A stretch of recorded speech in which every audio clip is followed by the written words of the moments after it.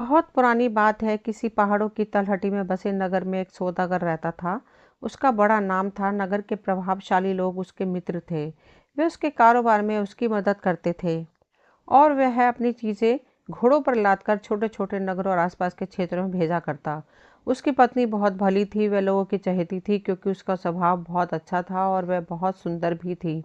एक दिन सौदागर ने अपनी प्रिय पत्नी से कहा कि वह दूसरे देश की यात्रा करना चाहता है ताकि उसका कारोबार और बढ़े। पत्नी ने हाँ कर दी। फिर उसने अपने मित्रों से कहा कि वह पहाड़ी क्षेत्र से बाहर जाएगा और व्यापार बढ़ाएगा, अपना सामान भी ले जाएगा और वहाँ की खास चीज़ें लाकर वहाँ अपने नगर के लोगों में बेचेगा। मित्रों ने भी हाँ कर दी। इस बीच यहाँ कारोबार को चलाने की जिम्मेदारी उसने अपने एक व्यापारी मित्र को दे दी और कहा कि वह पूरा हिसाब किताब बनाए रखे। जो भी मुनाफा हो वह उसकी पत्नी को दिया करे।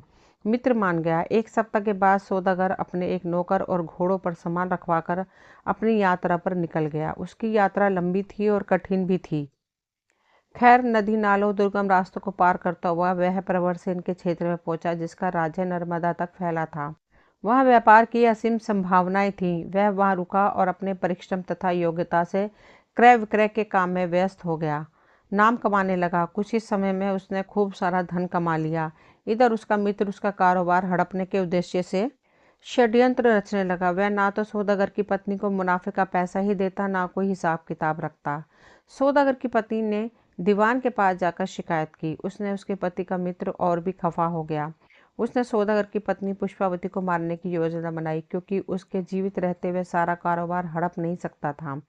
उसने अपने खास नौकर को गुप्त रूप से बुलवाकर पुष्पावती को तवी नदी में डुबोने की युक्ति बनाई। उसने अपने नौकर से कहा कि जब वह सुबह सुबह नदी के पास के देवी मंदिर में पूजा के लिए जा रही होगी तो तब वह उसे बाढ़ से उफनती नदी में किसी तरह फेंक दे।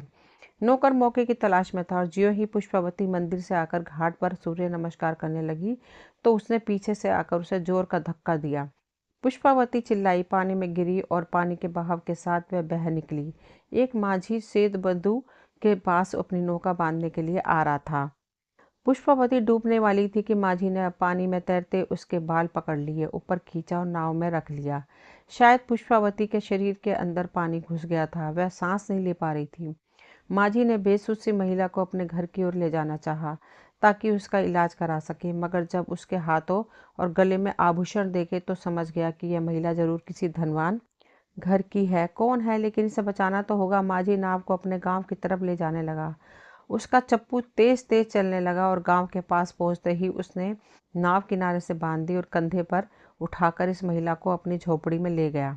अपनी पत्नी को पुकारने लगा। उसकी पत्नी भागती भागती आई। कौन है, किसकी लाश उठा लाए हो? पत्नी ने पूछा। ना जाने कौन है, मैंने डूबता देखा। पानी में सिर्फ उसके बाल नजर आ रहे थे। मुश्किल से नाव में खींच पाया, माझी ने बताया। इसका मतलब इसके फेफड़ों में पानी भर गया है, बचेगी नहीं, शायद सांस अभी रुकी नहीं है, माझी ने कहा। दोनों ने मिलकर उसकी गर्दन टेढ़ी करके पानी निकालने की कोशिश की। माझी की पत्नी बेहोश महिला के मुंह में सांस देने लगी। पुष्पावती पुनर्जीवित सी होने लगी। दोनों ने उठाकर उसे बिस्तर पर लिटाया और उसके शरीर को गर्म रखने की कोशिश की। माझियों की बस्ती में सब जान गए कि एक युवती महिला को बचाने गया है। कुछ दिनों में पुष्पावती स्वस्थ हो गई। उसने माझी और माझी की पत्नी को बताया कि वह कौन है और उसके पति का मित्र कैसे कैसे षड्यंत्र रचने लगा है। उसमें माझी की पत्नी बोली कि पुष्पावती के पति के लौटने तक उसे उनके साथ ही रहना चाहिए। नगर में जाना सुरक्षित नहीं है, इसलिए पुष्पावती उनके साथ ही रहने लगी। वह उनका धन्यवाद देती थकती नहीं थी। वह उनके काम में हाथ बटाने लगी। कभी चप्पू ठीक करती, कभी खाना बनाने में सहायक करती और कभी गेहूं पीसने चक्की लेकर बैठती। एक दिन वह झोपड़ी के बाहर चटाई पर बैठकर एक कपड़ा बिछाकर गेहूं पीस रही थी कि वहां से गांव का सरदार घोड़े पर आया। उसने जब पुष्पावती का सुंदर रूप देखा तो घोड़े से उतर गया और उसके समीप आया। तुम यहाँ की तो लगती नहीं हो। हाँ, मैं कहीं दूसरी जगह से आई हूँ, पुष्पावती ने बताया। तुमने माझी से विवाह किया है क्या? गांव के सरदार ने पूछा। नहीं, पुष्पावती ने जवाब दिया। तो तुम सरदार की रानी बनोगी? उसने उसका हाथ पकड़ लिया और घोड़े पर बैठाने लगा। पुष्पावती चिल्लाई। अंदर से माझी की पत्नी बाहर आई। वह सरदार के पास आई और कहा, सरदार इसे छोड़ दीजिए, यह एक भली औरत है, तभी तो ले जा रहा हूँ। यह कहकर सरदार ने घोड़ा भगाया और कुछ ही देर में ओझल हो गया। सरदार का घर छोटी पहाड़ी पर था। उसने पुष्पावती को आंगन में बनी एक कोठरी में बंद कर दिया और बाहर से साकल चढ़ा दी। कल ही तुम्हारे साथ विवाह करूंगा और फिर अपनी रानी बना के रखूंगा। यह कहकर वह बड़े मकान में घुस गया। कोठरी के भीतर पुष्पावती रोती सिसकती रही, मगर उसकी सहायता को कौन आ सकता था। संध्या के समय सरदार की एक सेविका मोटे अनाज की खिचड़ी लेकर आई। पुष्पावती ने सोचा यही मौका यहाँ से निकलने का। उसने सेविका से कहा, बहन प्यास बहुत लगी है, थोड़ा पानी लाकर दोगी? नौकरानी पानी लेने दूसरी तरफ गई तो पुष्पावती ने मौका देकर चुपचाप बिना कोई आर्ट किए निकलने का रास्ता ढूंढा।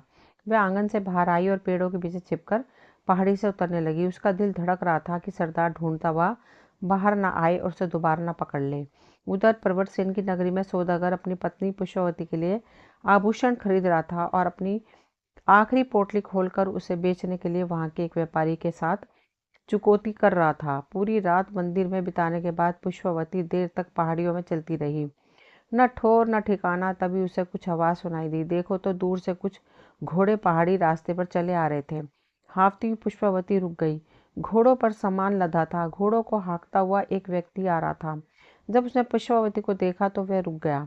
कहाँ जाना है? उसने पूछा। इस जंगल से बाहर कहीं भी ले चलो, किसी गांव या बस्ती में। पुष्पावती ने कहा, मुझे यह सामान लेकर तो उदो नगर जाना है, वहां तक पहुंचते पहुंचते शाम हो जाएगी। कोई बात नहीं, पुष्पावती ने कहा। क्या तुम मुझ पर विश्वास कर सकोगी? उस व्यक्ति ने पूछा। पुष्पावती ने कहा, क्यों नहीं, तुम अच्छे आदमी लगते हो, तुम भी भली औरत लग रही हो, मगर दुखियारी सी हो। वह व्यक्ति बोला। पुष्पावती ने हाँ में जवाब दिया। आओ बैठो इस घोड़े पर, उसकी पीठ पर सामान कम है। ठीक है भाई। पुष्पावती बोली, तो बहन मुझे अपनी व्यथा कथा सुनाओगी? हो सकता है मैं कुछ मदद कर सकूं। क्यों नहीं? पुष्पावती घोड़े पर और वह व्यक्ति घोड़े की लगाम पकड़कर पैदल उस सकरे रास्ते पर ध्यान से जा रहा था और उस स्त्री की व्यथा कथा सुन रहा था। श्रमिक घुड़सवार ने घोड़े रोके और एक छायादार वृक्ष के नीचे बैठकर बाजरे की रोटियां पुष्पावती को दी। बहन, इसमें बस ये रोटियां ही हैं, मैं यही खाता हूँ। तुम भूखी लग रही हो? भूखी? पुष्पावती को वे सूखी रोटियां किसी दावत से कम नहीं लगी। उन सूखी रोटियों में स्वाद था और ताकत थी। रोटी खाकर पुष्पावती तृप्त भी हो गई और संतुष्ट भी। बहन, मैं तो उदयनगर पहुंचकर सामान उतरवाकर घोड़ों को घुड़साल में रखूंगा, फिर घोड़े वालों के लिए बने वीवर में सो जाऊंगा। बाकी घुड़सवार भी वहीं आकर सो जाते हैं, फिर अगले दिन अपने अपने घरों को चले जाते हैं।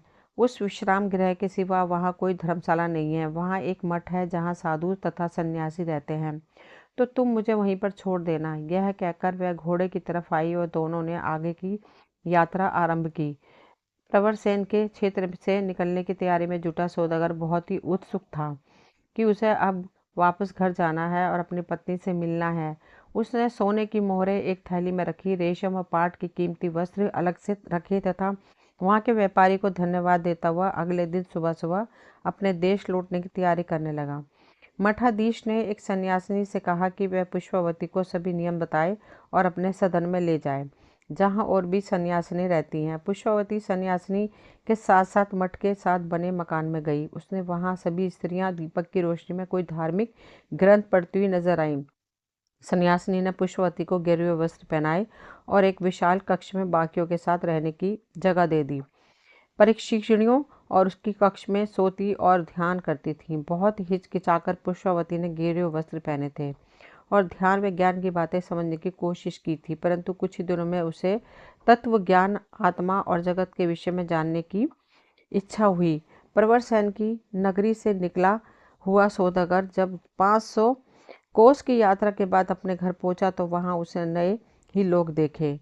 ना उसकी पत्नी, ना उसका कोई नौकर, उसका सारा कारोबार और उसका घर उसके मित्र ने हड़प लिया था। सौदागर को अपनी पत्नी पुष्पावती की चिंता सताने लगी। वह कहाँ और कैसे होगी, यह कौन बताता। उसने कुछ सोने की मोहरों से एक नया घर खरीदा। जिस नौकर को अपने साथ ले गया था उस घर में रखा और जो कीमती चीज़ें अपने साथ लाया था उन्हें संभाल के रखा और फिर पुष्पावती को ढूंढना शुरू किया। उसने अपने पड़ोसियों से, रिश्तेदारों से और कुछ खास मित्रों से पूछा तो पता चला कि जब वह देवी के मंदिर गई थी तब कोई ऐसी घटना घटी होगी कि जिसका उन्हें कोई ज्ञान नहीं है, क्योंकि वह मंदिर से लौटी ही नहीं। सौदागर देवी मंदिर के पुजारी से मिला। पुजारी ने भी कहा कि पिछले 8 महीनों से वह मंदिर आई ही नहीं, मगर उसे विश्वास है कि वह जीवित है। पुजारी ने उसे उत्तर दिशा में जाकर ढूंढने के लिए कहा। इसलिए सौदागर तिरकुटा की पहाड़ियों को पार करता हुआ जय घाटी में पहुंचा। किसी अनजान स्त्री के बारे में स्थानीय लोगों से पूछता रहा, मगर कोई कुछ न बता सका।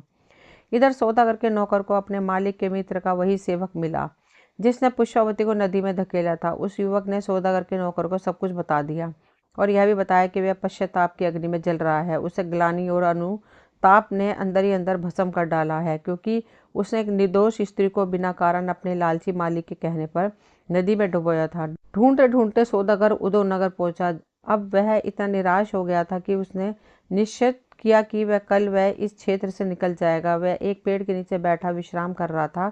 उसके पास धन था मगर मन की शांति नहीं थी। वह अपनी पत्नी को ढूंढते हुए थक गया था। गेरुआ वस्त्रों में एक टोली वहां से गुजर रही थी। एक भिक्षुक सामने आया और भिक्षा का पात्र सामने किया। सौदागर ने चांदी का एक सिक्का उसके पात्र में डाला। भिक्षुक ने कहा, इसका वह क्या करेगा? कुछ अन्न फल इत्यादि है तो दे दो। सौदागर ने कहा, वह तो खुद भूखा है, अन्न कहाँ से लाएगा? इस पर भिक्षुक ने उसे मठ का रास्ता दिखाया और भिक्षुकों की टोली भिक्षा पात्र लिए दूसरी दिशा में चली गई। मठ के पास पहुंचते ही सौदागर ने घोड़े को बाहर बांधा और मठाधीश के पास जाकर दंडवत प्रणाम किया। मठाधीश ने कहा, वत्स तुम भूखे हो? जी महाराज, सौदागर ने कहा। मठाधीश ने एक सन्यासी को बुलाकर कहा कि वह सौदागर को अच्छे से भोजन और विश्राम कराए। सौदागर प्रणाम करके सन्यासी के साथ बाहर की एक पर्ण कुटीर में गया। दोपहर के बाद जब सौदागर बाहर बंधे अपने घोड़े की रस्सी खोल रहा था तब पुष्पावती ने पति को देख लिया। समझ गई कि उसका पति उसे ढूंढते ढूंढते यहाँ तक आया है। वह भागती हुई सन्यासिनी के पास गई और उसे बताया कि उसका पति बाहर है। सन्यासिनी ने उसी समय एक भिक्षुक को मठ के द्वार के पास भेजा और कहा कि आगंतुक को जाने न दे। भिक्षुक ने सौदागर को बताया कि वह सन्यासिनी ने उसे रोकने को कहा है। भिक्षुक उसे वापस पर्ण कुटीर में ले आया। सन्यासिनी पुष्पावती को और भिक्षुक सौदागर को मठाधीश के पास ले आई। सौदागर ने जब अपनी पत्नी को गेरुआ वस्त्रों में देखा तो घबराया। सोचने लगा कि अब शायद वह उसके साथ नहीं आएगी। वह अपने भाग्य को कोसने लगा कि उसका कारोबार गया, उसकी पत्नी भी उससे बिछड़ गई। तभी मठाधीश मुस्कुराते हुए सौदागर से बोले, वत्स चिंता में मत पड़ो, कुछ नहीं खोया है। ईश्वर गुणातीत है, इसके कारण ही तथा उसकी कृपा से तुम्हारी सद्गुणी पत्नी इस स्थान तक पहुंची है। यदि वह बाहर रहती तो ना जाने इसे क्या क्या संकट झेलना पड़ता। इसने ज्ञान और ध्यान की बातें सीखी है। ऐसा नहीं कि ईश्वर का स्मरण केवल धर्म स्थलों पर ही हो। यहाँ नियम है, अनुशासन है, जो साधक के लिए अच्छा रहता है। अगर प्रभु की तो गृहस्थी धर्म निभाते निभाते भी याद किया जा सकता है। इस कारण मैं तुम दोनों को आशीर्वाद देता हूँ कि तुम्हारा गृहस्थ जीवन सुखमय हो। मठाधीश का आशीर्वाद पाकर वे दोनों वहां से निकल आए।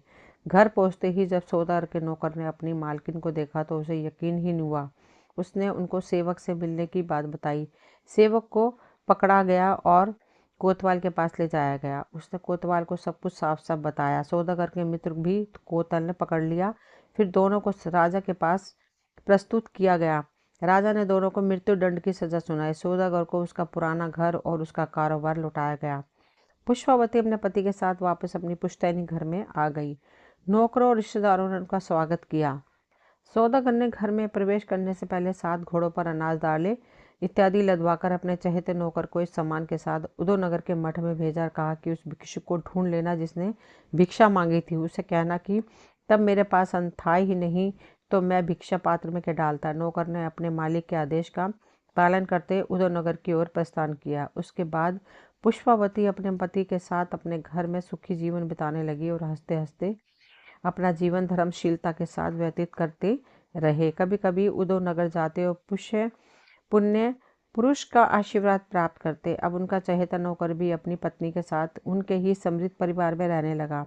इस प्रकार स्नेह और नैतिकता का आचरण निभाते हुए वे तब तक जीवित रहे जब तक उनके पोते पोतियों के भी विवाह नहीं हो गए। दोस्तों, ये कहानी यहीं तक थी। मुझे उम्मीद है आप सभी को पसंद आई होगी। अगर पसंद आई हो तो प्लीज़ लाइक शेयर सब्सक्राइब करें। मिलती हूँ अब अगली कहानी को लेकर।